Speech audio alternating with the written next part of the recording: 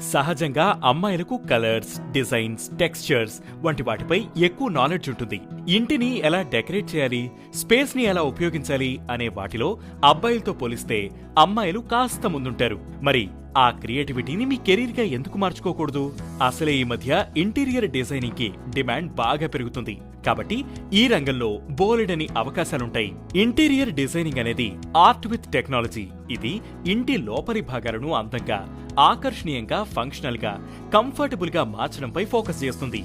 Colours, textures, design trends ను అర్థం చేసుకోవడం, లిమిటెడ్ స్పేస్ ని తెలివిగా ఉపయోగించడం, క్లయింట్ల అవసరాలను అర్థం చేసుకుని వారికి తగినట్టు డిజైన్ చేయడం, బడ్జెట్ అండ్ టైం లైన్ ను సరిగ్గా మేనేజ్ చేయడం వస్తే సరిపోతుంది. అలాగే ఈ ఫీల్డ్ లో ఫ్లెక్సిబుల్ వర్కింగ్ అవర్స్ ఉంటాయి. అవి మహిళలకు వర్క్ లైఫ్ బ్యాలెన్స్ ను సాధించడంలో సహాయపడతాయి. Specialised designer, commercial designer, sustainable designer అంటే eco friendly materials and energy efficient డిజైన్లను క్రియేట్ చేయడం.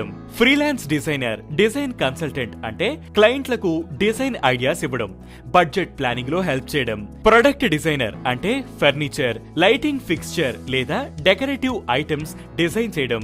3D visualiser and design software ను ఉపయోగించి 3D మోడల్స్ క్రియేట్ చేయడం వంటివి చేయాల్సి ఉంటుంది.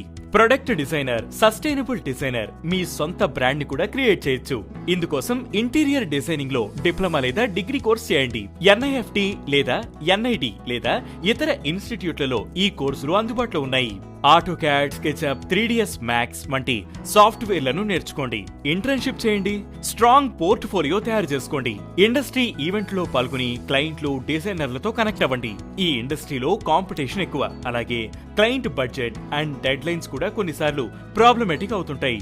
ఈ సవాళ్లను అధిగమించడానికి మీ స్కిల్ ని అప్గ్రేడ్ చేసుకుంటూ ట్రెండ్స్ ఫాలో అవుతూ ఉండాలి.